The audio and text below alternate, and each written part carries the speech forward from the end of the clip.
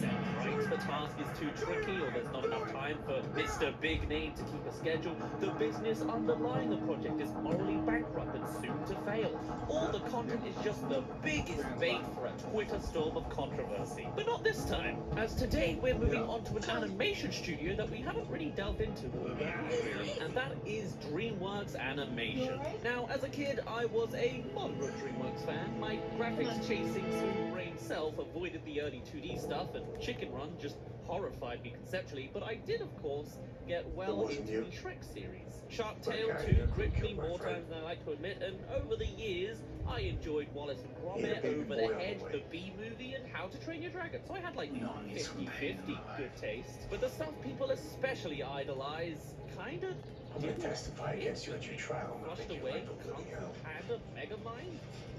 But another one of those series I didn't pay enough attention to in its prime was the infamous Madagascar franchise. I saw the first, I was 8, I thought it was okay. Ross from Friends was a giraffe, and 12 years on, I had King Julian celebrate my New Year's countdown, as you do. King Julian!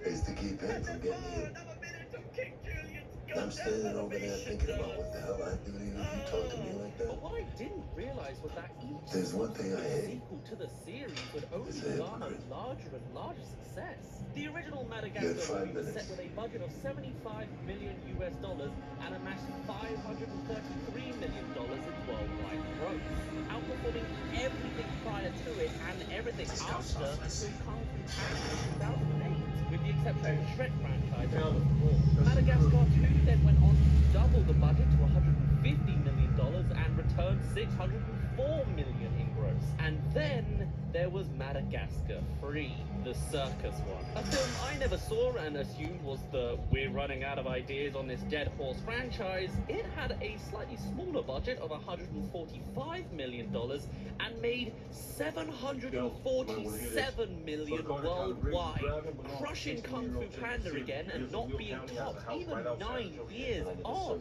as well as beating all sorts of other animations from other industry giants. What you're seeing as background footage right now did financially worse than this third Madagascar film. My interpretation of the series has been completely off, since this IP was gaining more steam with each progressive installment. At least the mainline movies were. We don't need to go into the spin-offs. So of course, naturally, another sequel had to be made. It just makes financial sense. And so it was set. Number 3 came out in June of 2012, though talks about another sequel started in 2010 when the then CEO Jeffrey Katzenberg stated that a 4th installment was likely. Ultimately, they will come back to New York and they will come to terms with that, which they will do in this next chapter. Because of the way that movie concludes, there's probably one more for them.